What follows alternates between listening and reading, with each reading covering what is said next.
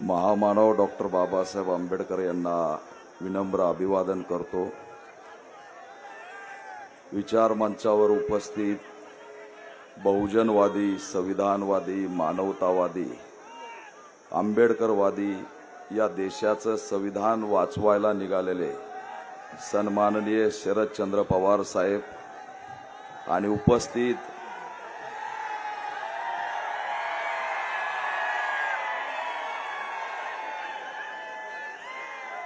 सर्व मतदार बंधू आणि भगिनींनो,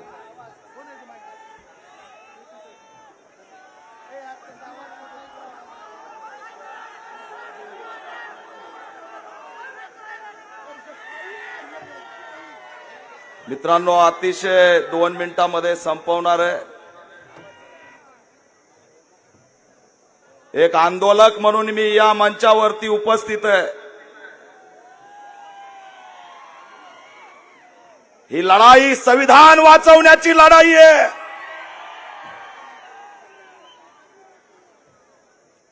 आणि हे संविधान वाचवण्यासाठी ही गांभीर्याने घेणारी निवडणूक आहे, लक्षात ठेवा। आज जर खऱ्या अर्थाने भूमिका घेतली नाही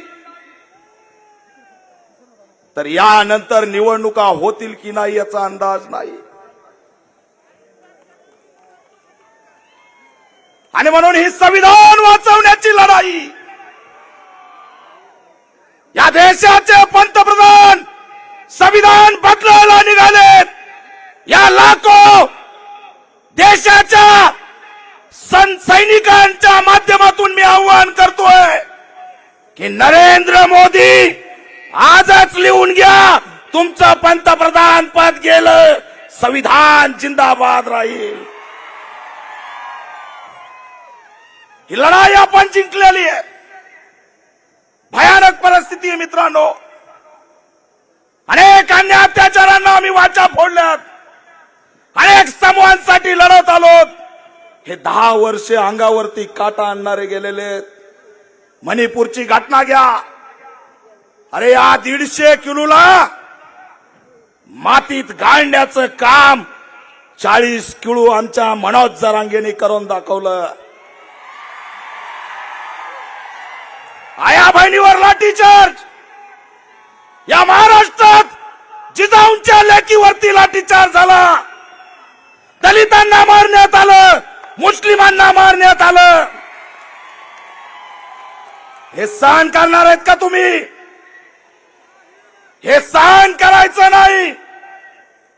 आता नरेंद्र मोदीची व्यवस्था गाडून टाकायची आणि या ठिकाणी मानवतेचं राज्य अबाधित ठेवायचं।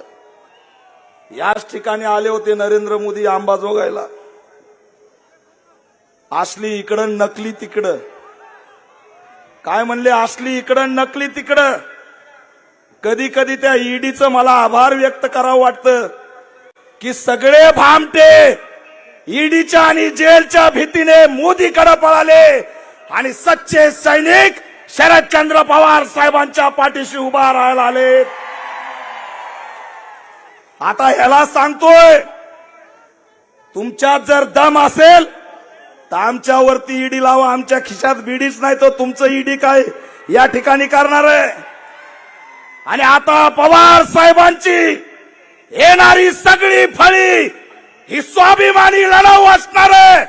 कुणी तिला ब्लॅकमेल करणार नाही। हा गट प्रस्थापित नाही, वंचितांचा गट आहे आणि म्हणूनच आम्ही या ठिकाणी उभे आहेत। असली नकलीची भाषा, सभा अंबाजोगाईत बुलेट ट्रेनची भाषा, अरे अंबाजोगाईच्या ट्रेनचं बोल, परळीच्या ट्रेनचं बोल। महाराष्ट्राचा अध्यक्ष असा दिलाय, बावनकुळे का बेंडकुळे तेच कळायला मार्ग नाही। धनुभाऊ धनुभाऊ धनुभाऊ धनुभाऊ, अरे पुढं काहीतरी बोल। आता धनुभाऊचा झालाय गणुभाऊ, आता राजकीय आयुष्य उद्ध्वस्त झालंय। आणि माझं आव्हान आहे की ईडीला घाबरणारे, जेलमध्ये जाणारे भित्रे असतात। आजपासून अजित पवारांना दादा म्हणणं सोडून द्या, कारण जेलला घाबरणारे दादा नसतात, हे सुद्धा या माध्यमातून जाहीर करतो.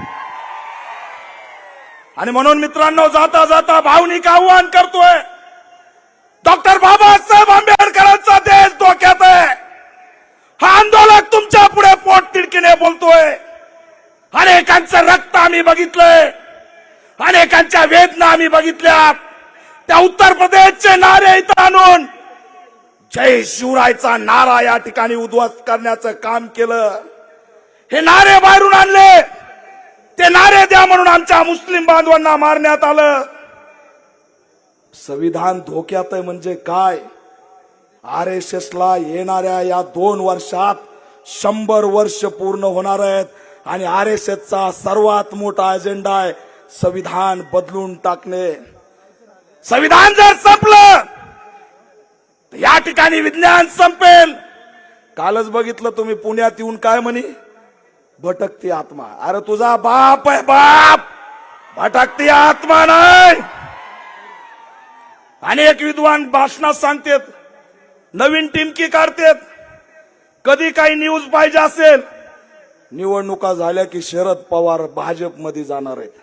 विश्वास बसतोय तुम्हाला? शरद पवार साहेब हे आंबेडकरवादी बाबासाहेबांचं लेकरू आहे. ते भाजपमध्ये जाणार नाही, भाजपला काढून टाकणार आहे. हा भीमसैनिक या माध्यमातून जाहीर करतोय. भाजप सोबत जात नसतात. उगाच बदनाम करायचं माझ्यासारख्या छोट्या आंदोलकाला. पवार साहेबांनी सिल्वर ओकवर 1.5 तास समाज कल्याण, दलितांच्या कल्याणाच्या विषयी वेदना व्यक्त केल्या. काय नाही दिलं, अनेकांना अनेक पद दिले, पण आमच्या समाजाचा प्रश्न ते सोडू शकले नाहीत. आज 75 वर्ष झालं साधा गायरानाचा प्रश्न मिटला नाही. 70 वर्ष झालं आमचं घरकुलाचं भांडण संपलं नाही.